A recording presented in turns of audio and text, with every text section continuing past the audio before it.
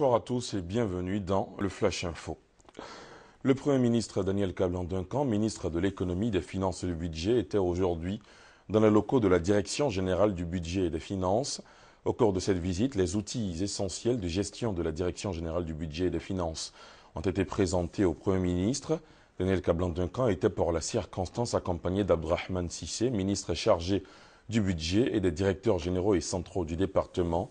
Le chef du gouvernement a félicité la direction pour le travail abattu et assuré aux agents son soutien pour la déconcentration des services et les outils de gestion pour les rapprocher des populations. On y reviendra dans la grande édition.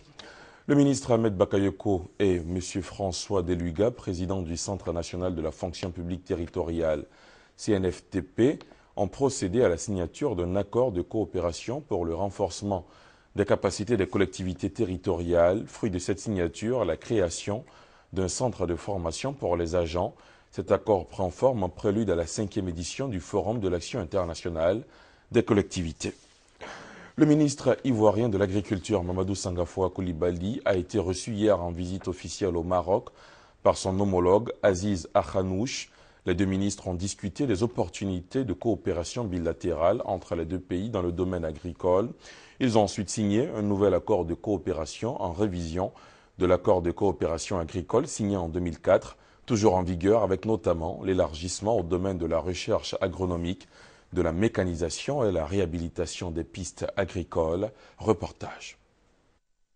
C'est à Rabat ce mardi, au siège du ministère de l'Agriculture et de la Pêche maritime, que cette convention a été signée entre l'État du Côte d'Ivoire, représenté par le ministre de l'Agriculture Koulibaly Sangafoua et son homologue du Royaume du Maroc. Cette convention vient actualiser l'ancienne, qui date de 2004.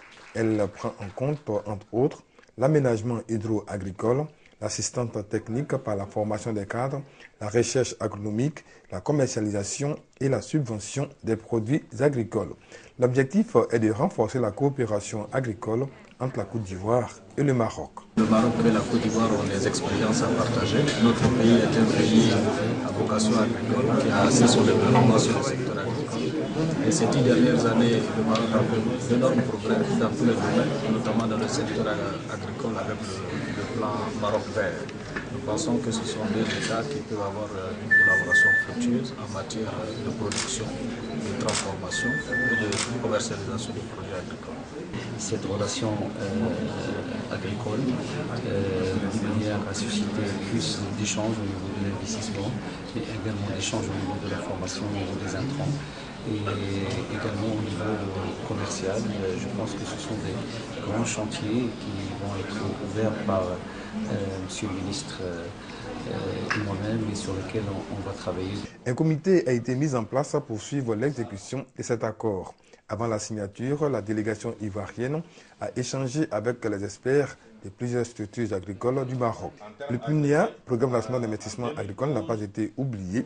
Ce mercredi, le ministre de l'Agriculture était face aux investisseurs marocains pour vendre la destination Côte d'Ivoire dans le domaine agricole. Passage réussi car les opérateurs économiques marocains ont souhaité une visite de terrain en Côte d'Ivoire pour toucher du doigt les différentes opportunités d'investissement. Elle s'est ouverte aujourd'hui à Abidjan Plateau. La 2e édition des Journées ivoiriennes de la viande de porc et ses dérivés est initiée par l'interprofession porcine de Côte d'Ivoire en collaboration avec l'association des docteurs vétérinaires. Des journées placées sous la houlette du ministre des Ressources animales et halieutiques, Kobena Kwasi Adjoumani. À l'étranger, un jeune Palestinien de 17 ans a été enlevé à Jérusalem-Est, annexé et tué aujourd'hui. Ce drame intervient après le meurtre de 3 Israéliens en Cisjordanie. Mohamed Abdouhaïd, âgé de 16 ans, a été kidnappé alors qu'il faisait du stop dans le quartier de Chouafat, à Jérusalem-Est, occupé et annexé. Son corps a été découvert plusieurs heures après, portant des marques de violence dans la partie ouest de la ville. C'est la fin de ce Flash Info. Merci de l'avoir suivi. L'information revient à 20 h.